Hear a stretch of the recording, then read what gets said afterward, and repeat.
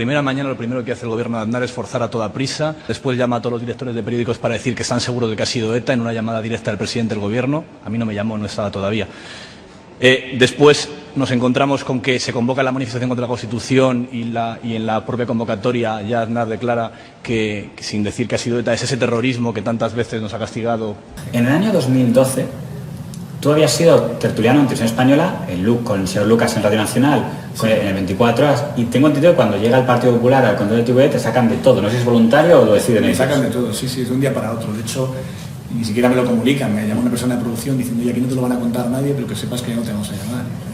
Gracias. Con lo cual, ese mismo año cierra el diario público y pierdes las colaboraciones, y justo va a ser el año en el que vas a montar... Sí, no, pero yo ya estaba... En aquella época quiero recordar que yo ya estaba trabajando... desde luego en la sexta, en el primer Proto al Rojo Vivo, cuando se emitía por la noche. Nacho Escolar. Yo discrepo mucho de tu opinión, querida Esther, porque si se hubiesen desmarcado los actos violentos antes de producirse, lo que serían es futurólogos. No, porque uno no se puede desmarcar de la violencia cuando no ha sucedido. La violencia ha sido anecdótica. Llevamos un mes de protestas. Quedaste en no interrumpir, Nacho. No, lo recuerdo yo también. No he entendido. Anecdótica. Anecdótica. Y en aquella época también en 4, estaban las mañanas de 4. O sea, hacía algunas cosas en Televisión Española, pero estaban un montón de medios más. Que no dependía... No dependía. Además, en Televisión Española sabes que pagan muy mal. O sea, que no dependía económicamente de Televisión Española. El señor Flores afeaba que nunca dijeras lo que él contribuyó a fundar el diario.es. Cuando le preguntamos si se refería a si era inversor él, nos respondió no, que se refería a que no hablaba de que en gran medida se había montado con lo que él llamó la superindemnización. La persona y Escolar pone en pie su proyecto con un pastón nuestro que no te puedes ni imaginar, y del cual él no cabe.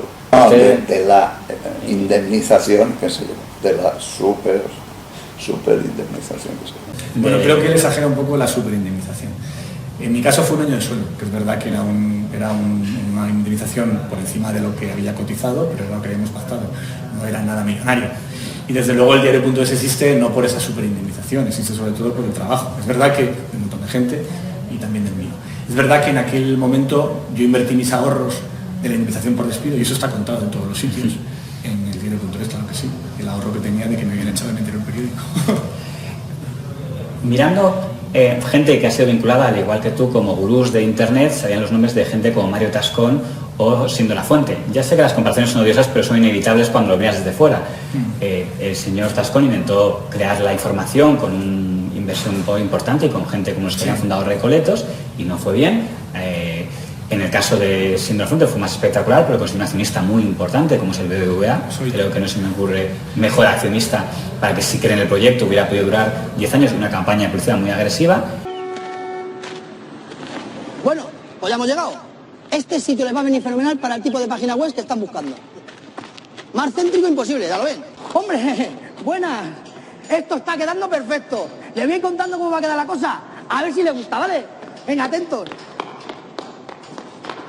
Aquí arriba, aquí vais la foto de portada.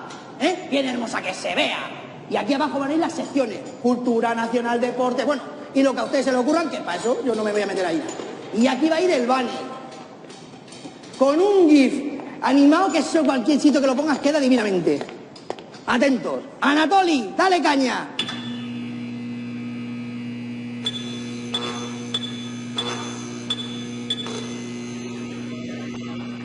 Sí, pero esta publicidad no es exactamente... No pasa nada, ya lo estamos quitando. Anatoli, llévate el banner al almacén y lo vas a colocar donde están los pop-ups.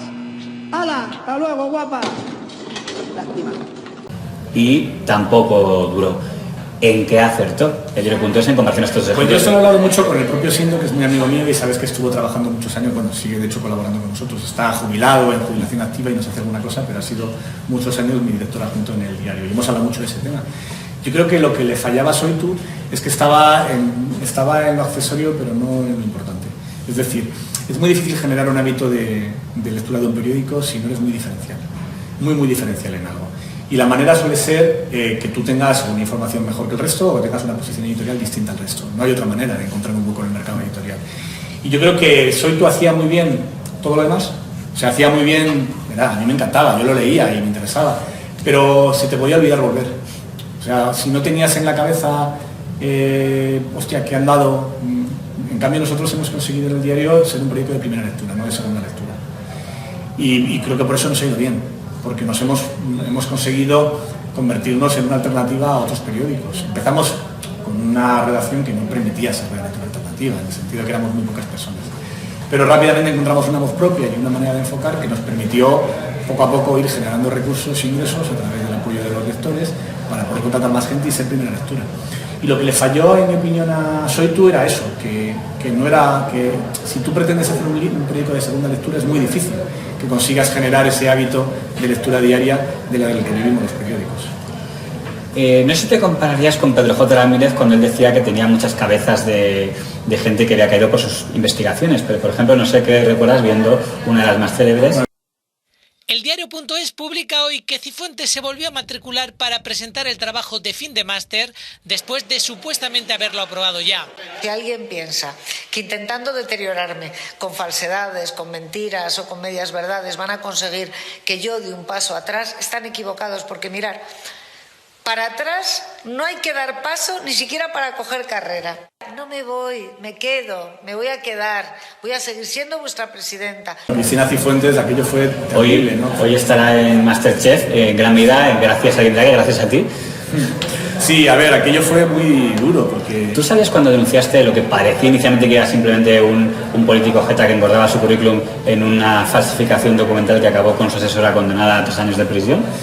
Aquello fue una historia tremenda. Primero porque cuando contamos la historia nosotros sabíamos que habían falsificado las notas, con lo cual no era solamente algo de haber engordado. O sea, ya intuía que era algo más. Eso lo sabíamos con certeza, porque teníamos un papel donde se decía que había aprobado las asignaturas en un momento en el que no había podido ocurrir. No cuadra en ningún caso con las explicaciones que nos dio ayer mismo la portavoz de Cristina Cifuentes, que aseguró que se había dejado 2 asignaturas para 2014 para intentarnos explicar cómo era posible que 2 años después de cursar el máster le habían cambiado una nota y lo hubiese hecho una funcionaria de otro campus distinto que casualmente tiene relación con Cristina Cifuentes. Bueno, pues no cuadra absolutamente nada porque probablemente ni lo que nos contaron ayer ni lo que nos han contado hoy es cierto. Teníamos distintos documentos que probaban que había algo que no, una de las dos estaba... Bueno, es que habían cambiado la nota años después de que ya hubiese terminado la carrera, con lo cual era muy raro. Era después de que hubiese terminado el máster, lo cual era muy raro. Lo que no sabíamos es que esa prueba iba a desembocar lo que supimos después, que había un instituto dentro de la Universidad Rey Juan Carlos que se dedicaba de manera sistemática a hacer este tipo de favores a muchos otros políticos. Se ve que El Mundo, con una noticia que firmaba don Javier Negre, que en esa época aún ejercía el periodismo en El Mundo, publicaba una portada que intentaba decir que lo que ustedes habían hecho era hacerse eco de un... Esto fue bastante feo, porque lo que estaban intentando era desacreditar nuestra información. El diario El Mundo publica hoy que un militante socialista fue quien filtró los detalles del máster de Cifuentes. Hemos conocido unas informaciones muy preocupantes respecto a este asunto. Y no solo lo piensa Cristina Cifuentes, también el Gobierno regional y el Partido Popular creen que confirma la trama contra la presidenta. Estuvo durante tiempo, meses quizá, urdiendo todo este asunto, con acceso ilimitado a los registros informáticos de la presidenta de la Comunidad de Madrid y seguramente el resto de alumnos, un acceso que desde luego se puede calificar en cualquier caso como delictivo. Y añaden... Tenía su pared empapelada al modo de los psicópatas con árboles de decisión sobre los pasos que había que ir dando en esta trama. Yo no voy a confirmar nunca quién era nuestro fuente, ni siquiera lo hice ante el juez cuando me preguntaron. Pero independientemente... ¿Cómo ha causado demanda, por cierto? Porque fue bastante... Archivada, no es que no era demanda, era querella, era... De la propia señora Cifuentes. ¿Y de qué les acusaba? Revelación de secretos. Cifuentes ha confirmado la presentación de 2 querellas contra los 2 periodistas del diario.es que han firmado las informaciones. Su director dice que esto no impedirá que sigan con la investigación. No se puede decir que yo he falsificado unas notas cuando eso es absolutamente incierto y cuando eso además a mí me comporta un daño personal, profesional, moral, reputacional verdaderamente importante y que además probablemente con independencia de lo que ocurra en el futuro ese tipo de daños tienen difícil reparación. Nos acusaba de revelación de secretos en un tipo agravado porque decía que lo habíamos hecho con ánimo de lucro, que creo que eran 5 o 6 años de cárcel, una cosa así. O sea, fue una cosa poca broma, ¿eh? Estuvimos imputados 1 año y medio hasta que al final se archivó todo, pero no fue nada agradable, imagínate. Y ahí además es un delito de revelación de secretos bastante injusto para un periodista, porque es mi trabajo, consiste en revelar secretos. Lo que pasa es que como la información era tan cierta como que el sol sale por el este, pues la única manera que tenía de ir contra nosotros no era ni por injurias ni por calumnias, sino atacarnos, acusarnos de que estábamos revelando un secreto, como si una nota falsificada fuese un secreto. Pues es un presunto delito y desde luego una enorme irregularidad. Anunciarles mi renuncia a ser presidenta de la Comunidad de Madrid. Un artículo muy fuerte que escribió de algo vinculado a esto es El día que dejé de creer en la ministra Carmen Montón. Sí. Lo publica el 11 de septiembre del año 2018. Sí, fue poco después de la información de Cifuentes que descubrimos que Montón era también de las beneficiadas por este máster. El mismo día que publica ese artículo, Pedro Sánchez afirma al mediodía: está haciendo una muy buena labor y lo va a seguir haciendo. Sí. Que ese máster que ya dice que cursó en parte a distancia era exclusivamente presencial. Desde Moncloa, tibio apoyo a la ministra. No he cometido ninguna irregularidad. Tengo el certificado académico. Tengo el trabajo fin de máster. Nada que ver con otros desgraciados casos que hemos conocido en España. No todos somos iguales. La ministra está haciendo un extraordinario trabajo y que lo va a seguir haciendo. ¿Qué tiene esto que ver con el máster, señor presidente? Daba la impresión de que en la primera publicación él no pensaba que iba a llegar tan lejos el caso. Ya esta tarde, la misma persona a la que le ha dicho al mediodía va a seguir de ministra, dimite. Sí, aquello fue, yo recuerdo cómo fue.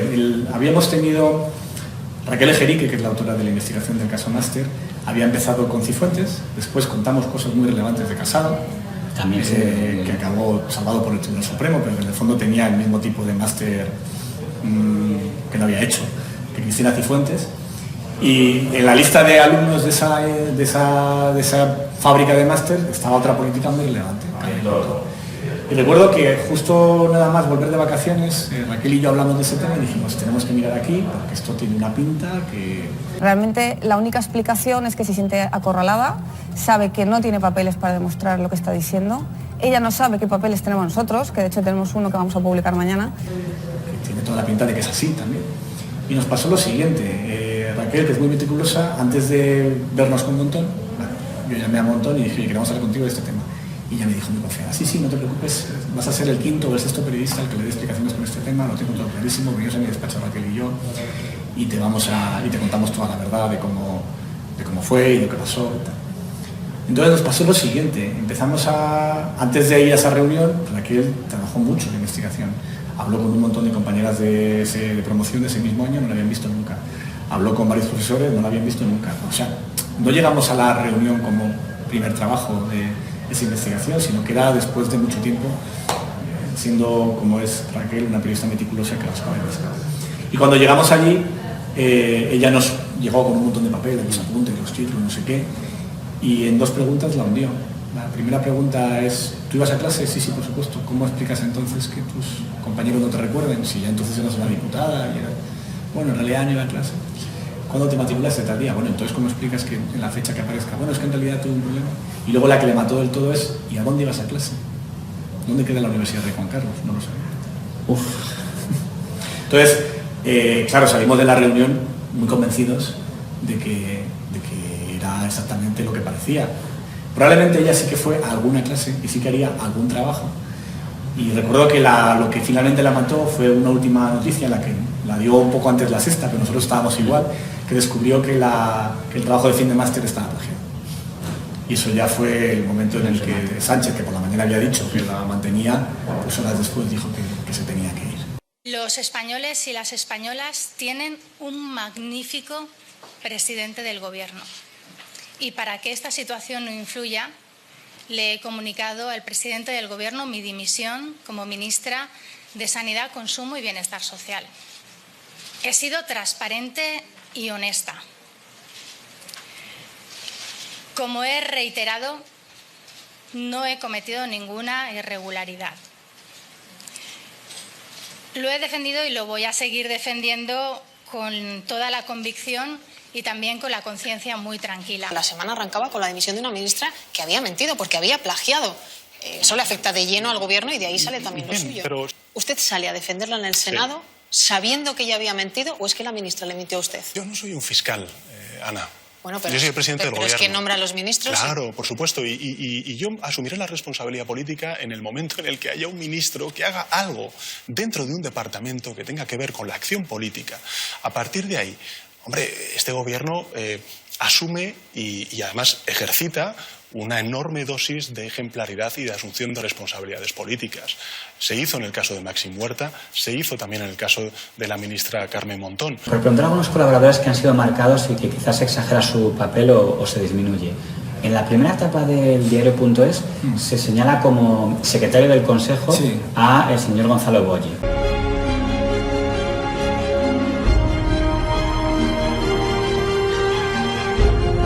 Sí, ha sido nuestro abogado mucho tiempo, sí. Pero no tenía ningún papel en la parte editorial. O sea, no, por ejemplo, José San Clemente tiene una titularidad de editor muy conocida. José San Clemente, claro, José San Clemente sí que ha participado mucho en todo el diseño editorial, porque además José es ese senior que no tuvo en público, ¿no? O sea, es alguien con mucha experiencia en el mundo de la prensa y que con lo que yo venía mucho tiempo hablando de poner en marcha algún nuevo medio, a poco de salir de público empezamos a hablar, aunque hasta el 2012 no decidimos lanzarnos, y él sí que ha tenido ese papel, sí, sin ninguna duda. Él además, digamos que él es economista, él ha trabajado toda su vida en el área de gestión y de la gestión empresarial, pero después de tantos años viviendo en primera fila el periodismo, pues yo recurro a él también para dudas sectoriales, y siempre que tengo una duda del día a día, con quien más consulto, además de con mi padre, con el cual hablo mucho también, como te podrás imaginar, es con José. Porque en el caso de este señor abogado, cuando se mete ya en el proyecto de Mongolia, ya se ha desvinculado del diario. No, en aquella época estaba de abogado, de hecho yo lo conozco por la gente de Mongolia. Él estaba, porque el equipo de Mongolia, los fundadores de Mongolia son todos públicos, tanto Rapa como, fundamentalmente Rapa y Pere Rossinyol son los dos compañeros míos de la época de público. A Rossinyol le traje yo como adjunto al director. La broma que le hacía Ramón Lobo es eres adjunto a todos los directores, que siguió luego después con todos los que vinieron después. Y a Rapa fue mi director de arte, fue la persona que hizo todo el diseño, sobre todo las portadas de público, pues era la creatividad muchas veces del propio Rapa a la hora de fijar visualmente algunas de las ideas que discutíamos en la redacción. Y yo a Gonzalo Boye lo conozco porque estaba entonces en Mongolia, claro. Y luego él se desvinculó, Sí, se vinculó de Mongolia y sí, también de nosotros. Hay dos, lo malo de la rumorología siempre es peligrosa, pero hay dos colaboraciones que cuando se han hablado han despertado comentarios. Una, en la primerísima etapa del diario.es estaba como colaborador don Rafael Rey, que era quizá el más cañero de todos los que hacían opinión desde una militancia, pero que incluso era muy duro con la propia militancia a la que él pertenecía, ¿no? Porque también atacaba mucho cuando apareció Podemos, quizá eran unas voces más críticas desde el diario.es. Don Rafael Rey era miembro del Partido Comunista de España y recordemos que en aquel momento el Partido Comunista de España no estaba muy contento con el mundo de Podemos porque parecía que los medios trataban muy bien a Podemos, era como el niño bonito, mientras que el Partido Comunista de Izquierda Unida era como el ninguneado. Y entonces escribió este artículo, que no sé si podemos ver, en el diario.es, el digital de don Ignacio Escolar, a los votantes, don Rafael Rey: Podemos no es más que un PSOE con escote y coleta, con piercing y en ropa informal, más atractivo para la atolondrada juventud, con más aspecto de izquierdas, pero en esencia la misma propuesta acomodaticia y complaciente. Porque para don Rafael Rey, la auténtica izquierda, entiendo que era el Partido Comunista de España, Izquierda Unida, o a lo mejor resulta que también se le quedaba moderado. Yo creo que no, yo creo que debía ser fiel a las esencias, pero a lo mejor me equivoco, ¿eh? Lo que está claro es que decía esto que está tan de moda, tan guay de Podemos, es PSOE bis, viene a decir don Rafael Rey. Y dirás, ¿y por qué me cuentas esto? Porque fue el último artículo que escribió en el diario.es. No precisamente en lo que era la línea en ese momento del periódico. Entonces, algunos especuló si había sido decisión tuya anular esa colaboración. No, todas las colaboraciones de esa característica las decido yo, por supuesto, pero en fin, fue una razón distinta a que fuese crítico como Podemos o dejase de serlo. A Rafa yo le tuve un origen en público. Fue de los... a él le conozco a través de mi padre, que le tenía como colaborador en 20 minutos años atrás, y fui yo el que después lo llevó a público. Y después estuvo una temporada también con nosotros en el diario.es, pero luego tuvimos un desencuentro por otro tipo de motivos. A mí me hubiese gustado que volviera y de hecho tiene las puertas abiertas si quiere volver. Y esta, lo que se puede decir, si me paso a otra pregunta, el año pasado fue muy comentada la anulación de la colaboración del señor Pello Riaño y como coincidió con que el día antes se le había borrado todas sus redes sociales después de que se publicaban unas cosas, la gente hizo una vinculación. Creo que fue DIR Confidencial el que hizo la lectura. Sí, de este tema no puedo hablar.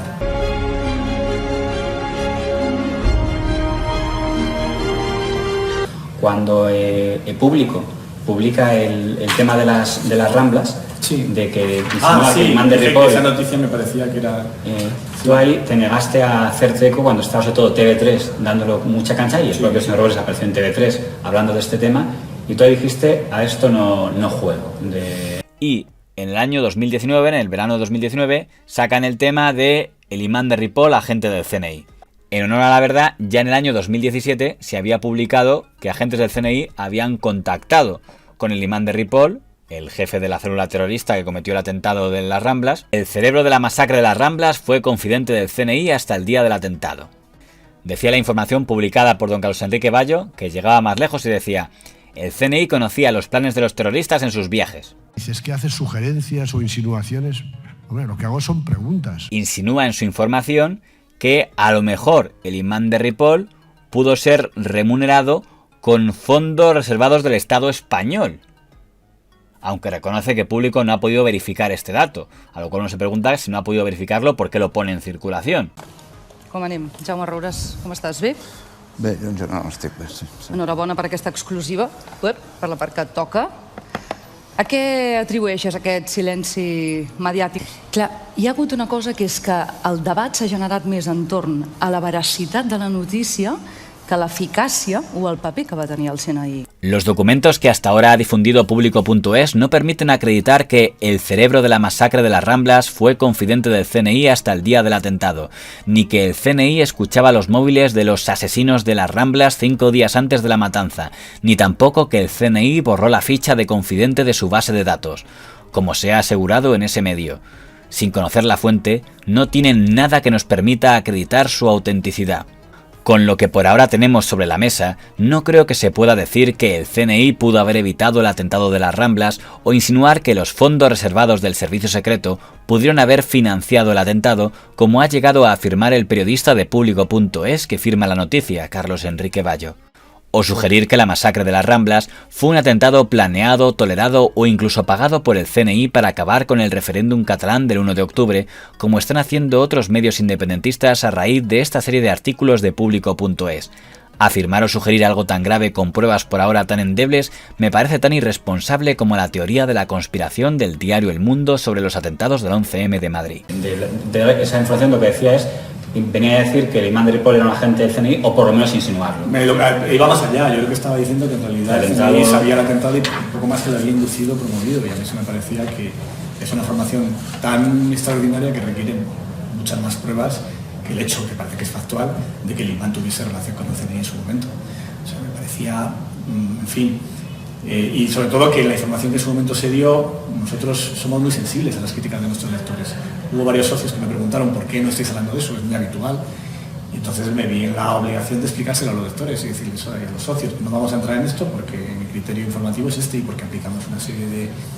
Nosotros, a la hora de hacernos eco de una información que da otro medio, no podemos hacerlo simplemente porque la da otro medio. Necesitamos o bien acceder a documentación y tener capacidad de contraste, o bien es casi un ejercicio de fe en muchas ocasiones, o bien poder contrastar por nuestras propias vías al menos algunos de los datos que aparecen ahí, y ninguna de estas dos cosas está a nuestro alcance. Y lo que teníamos a nuestro alcance nos decía lo contrario, por lo cual no queríamos entrar. ¿Pudo el CNI evitar el atentado? A ver, en general, yo creo que el CNI tiene los medios, los recursos, la inteligencia, los técnicos y especialistas y como para poder protegernos del terrorismo. Yo opino que si hubieran sido más dirigentes, que allí hubo una negligencia, incluso temeraria, y que por tanto que sí que se pudo evitar, pero eso es una opinión, una hipótesis, una especulación mía. Hubo otra de un nivel bastante menor, pero fue cuando también Público publicó un tema vinculado a OK Diario, a don Eduardo, bueno, no OK Diario, al director de OK Diario, con respecto a que decían que tenía embargado su sueldo por una demanda de un tema familiar. Público colocaba una noticia en la que informaba que don Eduardo Inda se había divorciado de su mujer le había demandado por incumplir el pago de la pensión de sus hijos y esto podía considerarse maltrato a la mujer. Porque se había creado una extraña cuenta de Twitter llamada Michelle que se creó expresamente para subir esa sentencia y acto seguido cerrarse en 24 horas. Pero estuvo el tiempo suficiente para que Público la recogiera. No solo la recogiera, sino que la puso en su portada. En la portada de Público.es, horas antes de que empezara la sexta noche, aparecía en portada como una de las cosas más importantes del día el saber que don Eduardo Inda se había separado de su mujer y que ésta le había demandado por incumplir la pensión de sus hijos. Además, toda la portada estaba llena de piezas contra el señor Inda. Aparecía una pieza de don Juan Carlos Monedero en la que directamente llamaba a don Eduardo Inda maltratador. Hay otros elementos que también tienen que ver con esa posición de fuerza de los hombres, pero son más sutiles, como por ejemplo cuando los hombres maltratan a las mujeres y a sus familias, no pagándoles las pensiones económicas que les corresponden. Permíteme, Inda, yo creo que hoy tú, por respeto a ti mismo, por respeto a tu familia y a tus hijos, si vas a hablar de machismo hoy creo que lo primero que tienes que hacer en este plato es dar una explicación de por qué hoy eres trending topic y por qué hoy todas las redes sociales están hablando de ti, aunque en este plató haya como una especie de gran elefante que impida que hablemos de lo que todo el mundo está pensando y esperando una que cuestión. hablemos. Lo que tú haces referencia, que te hemos dejado ponerlo sobre la mesa, es un asunto estrictamente personal. Aquí hablamos de temas de interés general. Esta persona está demandada por mí porque incumple el régimen de visitas con mis hijos. A mí no me deja ver a mis hijos. No creo que el divorcio de Eduardo Inda y los pleitos que mantenga con su exmujer deban ser noticia. Más aún, cuando lo que había no era una sentencia, no hay una condena penal, sino solo una diligencia de embargo filtrada de manera muy irregular por Twitter y que afecta a un pleito de familia con menores de edad. Y de nuevo te preguntaron en la sección de preguntas por qué no te habías hecho eco de ese tema. Pues porque me parecía que no era una noticia y sobre todo porque se estaba presentando de una manera que era, en mi opinión, bastante torticera y muy irregular, porque estábamos hablando de un tema con menores y que yo creo que no sé, por mucho antagonismo que tenga con Eduardo Inda y mal que me lleve con él y mucho que discutamos, a mí no se me ocurriría publicar esa noticia. Ahora que, por el tema que decíamos antes, al final hay una coherencia de que siempre que hay algo que afecta a menores, ahí hay un tabú en... No es tanto un tabú como una mínima norma ética. Es que yo creo que hay que tener un... El argumento que os decían es, bueno, pero como se puede conseguir una forma de maltrato, es lo que decían en toda la dirección de jurídico. La orden judicial entra de lleno en el ámbito del trato a las mujeres, del poder patriarcal y todas sus consecuencias sobre la evolución social hacia la igualdad plena, un área en la que Público se ha comprometido de lleno y no puede desentenderse. Nunca es legítima ni está justificada la utilización de cuestiones personales para arrojarlas al adversario. El odio no puede marcar la agenda. No voy a defender una información que no era mía y tampoco tengo recuerdo todos los detalles, pero sí que en su momento cuando lo vimos me pareció que no cumplía los requisitos que tenemos en el diario para contar esas historias. Sí, es verdad que una cosa que luego se hablaba tanto del tema de Granadinas, sí he visto que el mismo semana que se publicó eso en OK Diario, financiación del gobierno bolivariano a Podemos. En este caso, además se está ofreciendo OK Diario un documento, luego vamos a intentar hablar con Eduardo Inda, pero está ofreciendo un documento que dice que el gobierno de bolivariano, a Pablo Iglesias en concreto, y ofrece un documento, en marzo de 2014, es decir, ya existía Podemos, le pagó en un paraíso fiscal 270.000 euros. El documento es incontrovertible y está fuera de toda duda. Sábado estabas tú frente al director. Tuve un enfrentamiento muy duro con él. No he podido ver el vídeo en el que hablabas, me hubiera encantado verlo, pero ya lo han retirado y dijiste que era un pantallazo de YouTube. Lo que contaba es que ese vídeo, que el pantallazo que había asomado era pantallazos de un vídeo de YouTube de una opositora venezolana que era la fuente inicial del documento. Lo que sé es que el documento que has enseñado ahora no es igual que el que enseñaste hace 2 días. Y además sé que ese documento que enseñaste hace 2 días salió hace 3 días en una página, en un canal de YouTube de una conocida periodista opositora venezolana, muy crítica con Nicolás Maduro o con Chávez, que está exiliada en Miami. Y esa información que vosotros publicasteis era un copia y pega de capturas sacadas de ese vídeo de la opositora venezolana. Con el agravante de que están los dos y se pueden comprobar, es fácil de comprobar, lo tenemos publicado en el diario.es, que tiene curiosidad, está todo ahí, y se ve muy bien que los documentos no son iguales y que lo que hicisteis fue coger capturas del vídeo de YouTube, copiarlo y pegarlo. Yo no sé si te intoxicó tu fuente, que puede ser, que nos puede pasar a todos, o os dedicáis a manipular la información. Y yo decía, y yo, una opositora venezolana, diciendo que Pablo Iglesias era cuenta de la medida, no me fío, me parece muy endeble.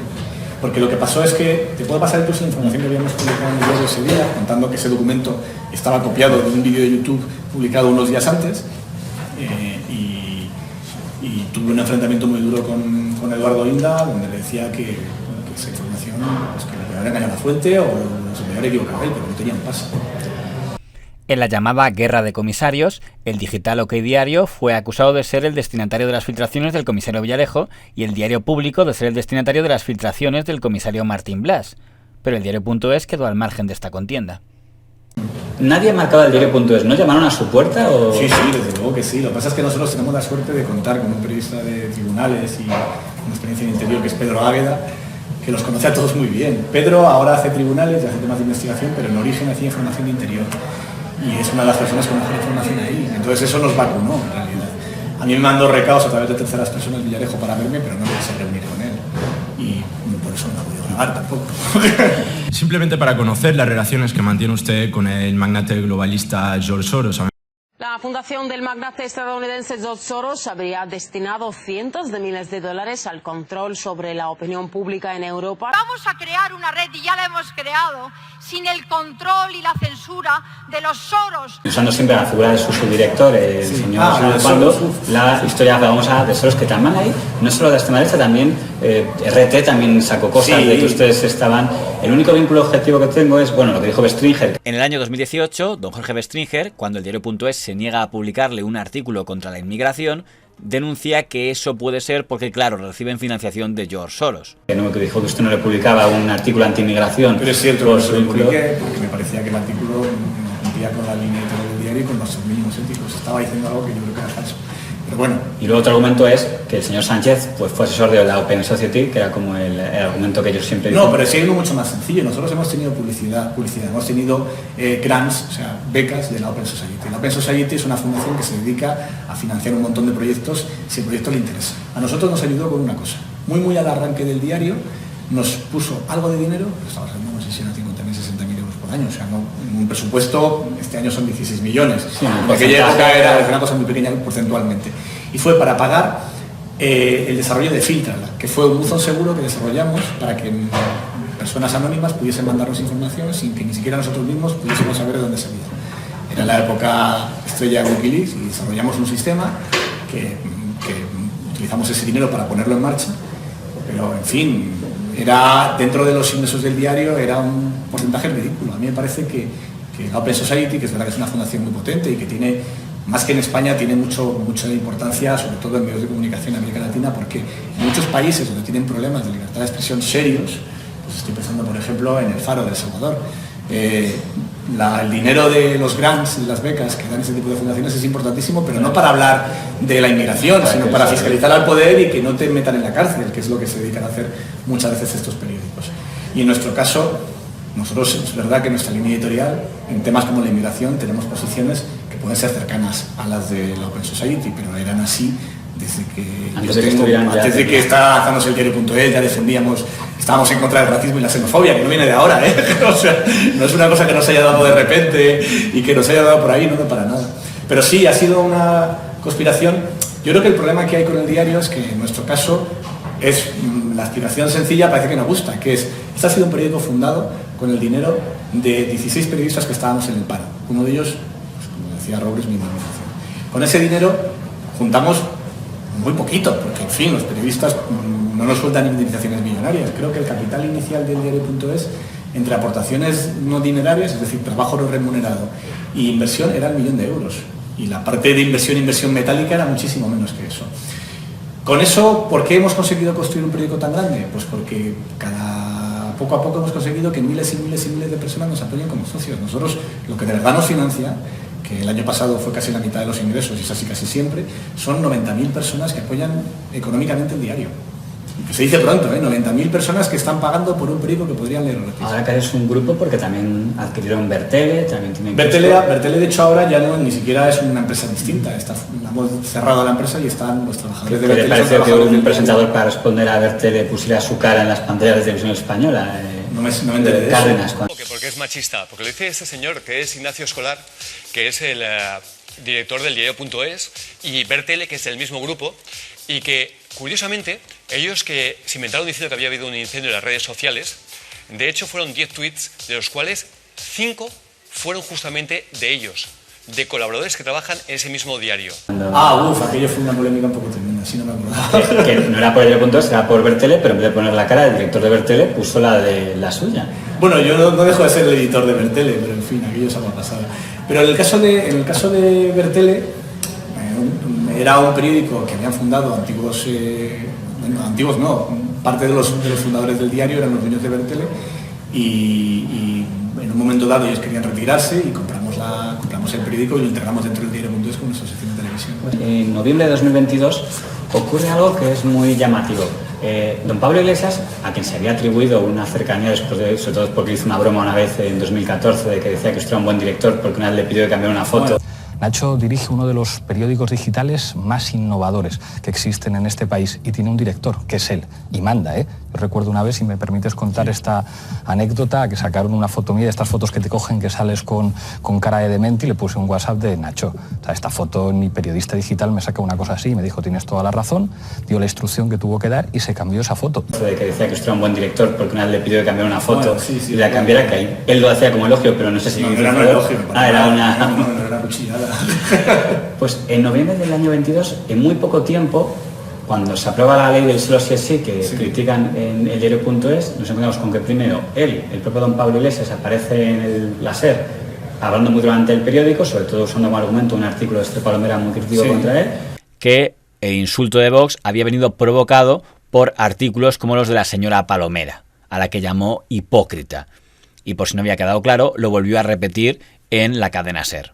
Que unos días antes de esas declaraciones de Toscano, una periodista de izquierdas como Esther Palomera, afín al PSOE, dijera que en Podemos Irene Montero y Yone Belarra son dos mujeres silentes a las que domina el macho alfa, era hacer exactamente el mismo discurso que hizo Toscano. Estas referencias a Esther Palomera, que además es colaboradora de este programa, pero es que no me parece nada gentil ni elegante que os hagáis esas referencias entre vosotros. Cada uno tenéis vuestros medios y vuestros recursos para decir fuera lo que consideréis oportuno. En la cara y mar. Y yo respeto que tú hagas esta defensa corporativa y estás en tu derecho, pero yo tendré derecho a decir lo que me dé la gana de los artículos que escriba quien me dé la gana. Y ese artículo era un artículo machista, que estaba diciendo exactamente lo mismo que Carla Toscano, diciendo que Irene Montero es una mujer silente a la que domina el macho alfa. Claro, si esto sale en el diario.es, luego no nos podemos echar las manos a la cabeza de que la ultraderecha llegue al Congreso de los Diputados a decir barbaridades. Yo te voy a decir, Pablo, que considero que Esther Palomera es una excelente periodista en la que nos pero que eso es machismo. Todos. Lo diga Esther Palomera, lo diga Margallo o lo diga el Susun Corda, decir que Irene Montero y Yone Belarra son dos mujeres silentes a las que domina el macho alfa es machismo. Y que quieras con locura a Esther Palomera no cambia lo que escribió, que es machismo. No es que la quiera con locura, que también, sino que la considero una gran periodista. Estupendo. Y no cambia lo que escribió. Grandes periodistas han escrito grandes barbaridades y que en este país ser, Pablo, y alguien tenía que decirlo. Que lo y que lo que no puede ser en este país es que se pueda criticar a todo el mundo y no se pueda criticar a un periodista. Y no puede ser que tú me digas aquí, no, es que aquí tú no criticas a un colaborador de la SER. ¿Cómo que no? Claro que sí. No lo hagas, no te he dicho que no lo hagas, Pablo, y de hecho lo acabas de hacer y estupendamente. A partir de ahí te he dicho que me parece muy violento que dentro de este programa... Claro, sí, es evidente, Aymar. Pero lo que no puede ser, Pablo, es que lo que no sean adhesiones inquebrantables lo consideréis que es un... No, adhesión inquebrantable no. Decir mujer silente a Irene Montero y a Yone Belarra y decir que las domina el macho alfa no es que ha sido una crítica, no, es machismo. Y es evidente que es machismo. Mujer silente a Irene Montero y a Yone Belarra, dominadas por el macho alfa. Hombre, por Dios. El señor Echenique ese mismo día anuncia que se da de baja del boletín. Estableció un 50-50 entre quienes decían que el problema era culpa de la ley o culpa de los jueces. Eso llevó a que don Pablo Echenique anunciara inmediatamente que ante esa equidistancia del diario.es, él se daba de baja del boletín del diario.es. Y lo publica en Twitter para animar a todo el mundo a que haga lo mismo, y a los pocos días hacen en la cuenta de Podemos y en la cuenta de Pablo Iglesias retuitean un mensaje que ha escrito él contra otra directiva que es Ramírez. Volví a tuitear contra el diario.es, asegurando que con esa actitud de sus mujeres periodistas como doña María Ramírez, estaban insultando al periodismo. Sí, contra María Ramírez. En muy poco tiempo, yo confieso como lector, dije, esto no me parece casual que de repente en pocos días haya tanto señalamiento de realidad. Bueno, lo tendrá que explicar mejor Iglesias que yo, pero yo creo que tiene más que ver con que estaba montando Canal Red y desde entonces ha tenido una crítica furibunda contra nosotros. Tampoco es que antes nos llevásemos bien, pero desde que él lanza Canal Red, incluso desde que lanza La Base en público, las críticas a nuestro periódico son permanentes. Digo, porque si están acostumbrados a recibir ataques desde la derecha, puede doler más a lo mejor ataques desde el sector progresista. Hombre, a mí me duele sobre todo porque muchas veces son tremendamente injustos. O sea, en el caso de María Ramírez, la acusan de algo que no ha elegido ella, que es que su padre sea Pedro J. Ramírez. dando a entender que debe de ser la espía que ha mandado J. Ramírez. No sé si una maldad que se deslizaba era que como usted se fue, como usted fuiste de las mañanas de 4, 2 semanas antes de que echaran a Cintora, digo, ¿qué? El 6 de marzo del año 2015, el señor Ignacio Escolar rompía con las mañanas de 4 de Mediaset del señor Cintora para pasarse al Rojo Vivo de La Sexta del señor Ferreras. 2 semanas después, el señor Cintora era despedido como presentador de las mañanas de 4. O sea, que se lo olía, que sabía que se iba a caer. No es verdad. En el caso de... Me fui de las mañanas de 4 a La Sexta. Yo, fíjate, cuando yo estaba trabajando, yo empecé trabajando como colaborador en el Rojo Vivo y en las mañanas. Y podía estar en los dos sitios porque eran los horarios. Cuando cambian los horarios, y coinciden a la vez, y es la época en la que me han echado de Televisión Española y tal, yo me quedo en las mañanas de 4, pero por una cosa que entiendo todo autónomo, que era lo que yo era entonces, porque pagaban un poco más. Entonces, después, yo voy viendo que La Sexta se está convirtiendo en la cadena de referencia de la información y que me interesa mucho más La Sexta que 4, y recibo una buena oferta por parte de La Sexta y me voy. Pero no hay otra historia, o sea, no sabía que al pobre Jesús le iban a despedir, ni nada de eso, claro que no. Es inevitable que no termine sin preguntar por la última gran exclusiva que ha dado el diario.es vinculada a la presidenta de la Comunidad de Madrid, que hay que decir malévolamente que en parte es presidenta gracias a ti, puesto que la anterior cayó. Sí, cambiamos de historia y no sabemos si para bien. Sí. Bueno, Miguel Ángel Rodríguez, un viejo conocido de las hemerotecas, se hace famoso por su famoso mensaje de os vamos a triturar, vais a tener que cerrar, idiotas que os den. Unidad de Madrid, Miguel Ángel Rodríguez, tras enviar estos mensajes a una periodista del diario.es. Os vamos a triturar, vais a tener que cerrar, idiotas que os den. ¿Es una amenaza? Es un anuncio. Actor colateral, las amenazas de su director de gabinete, Miguel Ángel Rodríguez, a el diario.es. A mi jefe de gabinete, hombre, lo que se ha visto es que 2 personas que tienen una relación de confianza de más de 30 años discuten por WhatsApp, es que tampoco entiendo qué hace esto dando vueltas por ningún sitio. A ver si ahora tampoco nos podemos enfadar. Sabemos que esto es intolerable y que no puede corresponder a ninguna relación de supuesta confianza. Yo a la gente con la que tengo confianza o amistad no amenazo con triturarlas. A mí me llama la atención cuando el argumentario que sacan los que están teniendo cosas a gobierno durante las primeras 48 horas es ¿por qué no están sacando la conversación completa? Yo pensé cuando lo hizo, digo, ¿será que a lo mejor ha habido una doble amenaza? No. Que ha dicho, os vamos a hundir, y entonces contestando a eso, que igual antes sería irresponsable, luego ya la publican entera, y la única conclusión que yo saqué es que el motivo debía ser porque a lo mejor no se delataba, si se había conocido entera, quién era la interlocutora. Sí, las amenazas le llegan a nuestra compañera Esther Palomera. Y Esther, cuando me lo transmite, yo le digo, lo tenemos que publicar porque no te está amenazando a ti, está amenazando a todo el periódico. O sea, por sí. Es bastante claro que la amenaza es al diario.es en su conjunto. De hecho, ya me lo transmite por la misma razón, porque ve que eso ya no es una conversación privada, sino que es una amenaza a través de ella contra el periódico. Y en un primer momento, ella y yo lo que le digo es, yo no voy a publicar nada que no estés tú cómoda con esto. O sea, no quiero ir porque son tus mensajes, te han llegado a ti y no quiero que tú te sientas incómoda, porque esto va a provocar algo que lamentablemente ocurrió, que es el señalamiento de la periodista. Entonces, en un primer momento, contamos la amenaza y no desvelamos la conversación completa porque tampoco contamos a qué persona se limita. Y esa misma noche, que yo recuerdo que estoy en una tertulia en La Sexta con un diputado del PP, ¿qué dice? ¿Por qué no la sacan entera? No solo eso, da a entender que es que ahí tenemos algo que esconder y que en realidad no lo hemos sacado porque si se ve la conversación entera se entiende el contexto. Miguel Ángel Rodríguez no tiene amistad con la periodista a la que ha mandado estos mensajes. Tiene una relación profesional. Nunca se ha tomado copas con él, nunca ha sido de juerga con él. No se pueden mandar estos mensajes a periodistas. No se puede amenazar un medio con triturarlo y si se hace, no se puede decir que es en privado. Claro, las amenazas son siempre en privado. Por eso son amenazas, porque lo que buscan es intimidar. Como cuando el ministro Óscar Puente amenaza al programa de Risto Mejide, cuando Óscar López llama a directores de medios de comunicación. ¿Te estás refiriendo a eso? Te pido por favor que mañana publiques la conversación completa. Pues te lo ruego. Te lo ruego porque el contexto en la historia y en todo es imprescindible. O sea, yo creo que las palabras gruesas todos tenemos que condenarlas, pero que no es lo mismo en una relación de confianza de décadas y en un contexto que extrapoladas para hacer daño a alguien en concreto. La conversación íntegra es intolerable, íntegramente es intolerable. Publiquémosla para que podamos juzgar todos y todas. La vamos a publicar. Yo me alegro, Ignacio, pero las dos partes.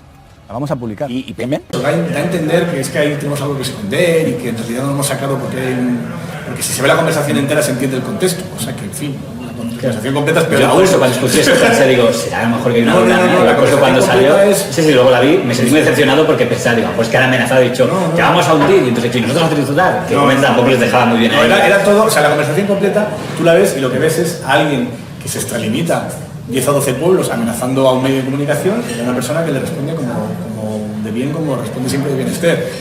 El culpable es Sánchez. Sí, de forrarse y luego defraudar con facturas falsas y empresas fantasma. Qué desfachatez, Pedro Sánchez, obligar al pobre hombre a eso. Además, que esa empresa facturó a Sánchez se dice en la información. Falso, no hay facturas falsas. Sánchez le pagó. Creo que tienes 7 preguntas por responder de mis compañeros. No me digas, ¿alguna por parte de la Comunidad de Madrid? Eso no lo dice la denuncia ni el informe. Os vamos a triturar, vais a tener que cerrar. Que os den, idiotas. O sea que no, para nada. El problema es este otro. Y luego que para Esther también era incómodo difundir conversaciones suyas. ¿Qué hacemos al final? Pues decidimos contar qué ha pasado, contar las amenazas, pero no contar a la periodista a la que se había dirigido. Pero luego, después el sábado sale toda esta historia y luego es el propio que lo filtra, se lo manda a Risto Mejide. Cuando hemos hablado esta mañana con Miguel Ángel Rodríguez, él nos ha dado no solo la conversación íntegra entre el jefe de gabinete de Isabel Díaz Ayuso y la periodista del diario.es, sino también el permiso para reproducirla al completo. Entonces, cuando Risto Mejide ya publica la conversación completa, pues entonces nosotros publicamos la conversación completa y Esther explica, sí, me dijo a mí, sí, en estas circunstancias, y esto que están diciendo de que éramos muy amigos y casi íntimos es mentira. ¿El resto de consideraciones, Palomera? ¿Te ha pedido perdón? No, en el artículo que yo he escrito esta mediodía en el diario acabamos diciendo eso. Seguimos esperando una disculpa. No ha pedido perdón.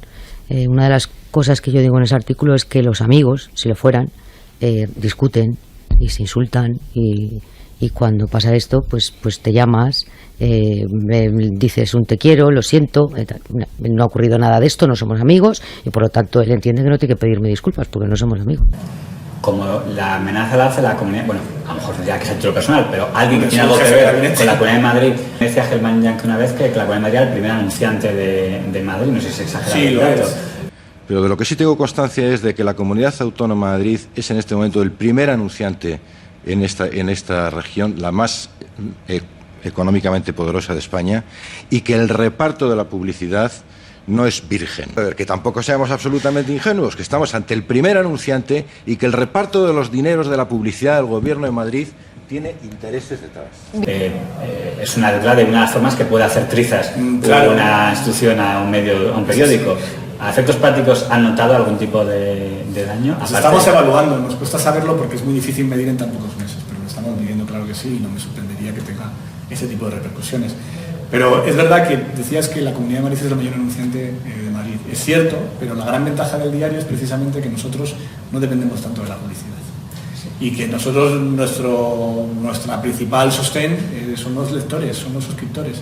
Con lo cual, a pesar de que la publicidad nos puede tratar mal, bien, regular, hay muchos anunciantes que no nos ponen la publicidad que ponen otros medios de muchísima menos audiencia que la nuestra.